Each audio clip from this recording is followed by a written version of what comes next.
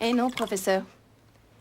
Je ne suis pas la cousine du capitaine Blake, mais un agent de son équipe clandestine. Clandestine? Vous voulez dire que... Ses supérieurs ne sont pas au courant. Blake pense que le traître de l'intelligence service est très haut placé. C'est justement pour bousculer l'enquête et la précipiter qu'il a eu l'idée de se faire passer pour ce traître. Mais alors, il est seul contre tous?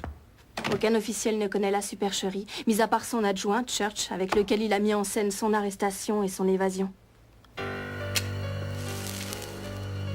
Vous verrez, j'emploie un excellent cuisinier.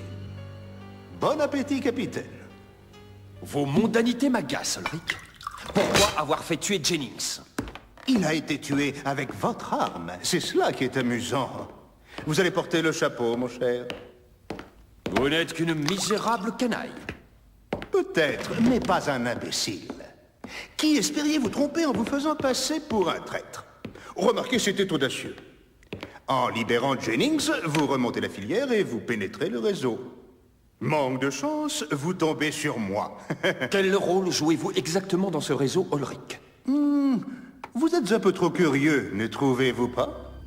Du nouveau dans l'affaire Blake, la police vient de découvrir dans un terrain vague le cadavre de Jennings, l'espion évadé avec le capitaine, apparemment abattu par le capitaine lui-même. Le colonel Cartwright, patron de l'intelligence service, et Sir Harold Smith, secrétaire du ministre de l'Intérieur, se sont rendus sur les lieux. Le capitaine Blake avait toute la confiance de l'intelligence service. Sa trahison est d'autant plus grave, et la sanction que nous lui réservons sera exemplaire. Blake était un traître. Il est devenu un criminel et la Cour Par les suprême jugera... culottes de MacGregor! Qu'est-ce que c'est que cette... On m'apporte à l'instant une dépêche de dernière minute.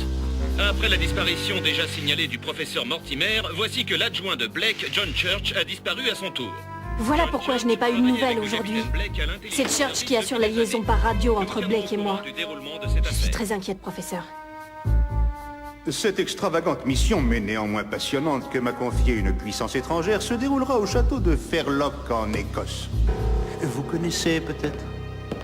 Oui, je crois. J'en suis sûr.